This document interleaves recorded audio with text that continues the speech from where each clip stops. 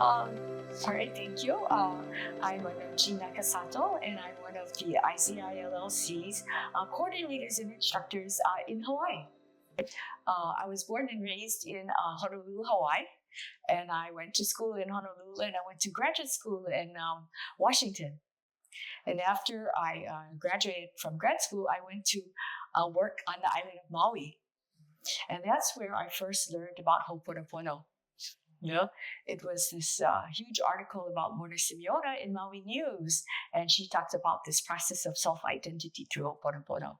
And so it said she was offering a free lecture, and so my husband and I went. Yeah, to be, this whole lifelong journey, which I am so surprised that we're still doing. Yeah. Okay, at that time, I was working for the Department of Education as a speech language pathologist. Right? So as a speech pathologist, we were to work with children who had difficulty in speaking, right? Comprehending.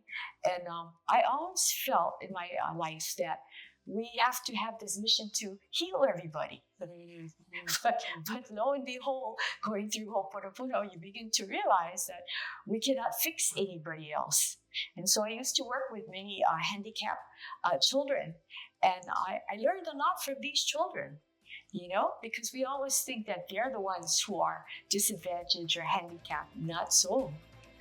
They really have insights into life that we're not even aware of, So I began to have a different perspective of how we look at the world, how we work, how we treat people, and what I should be doing in my work as a speech pathologist.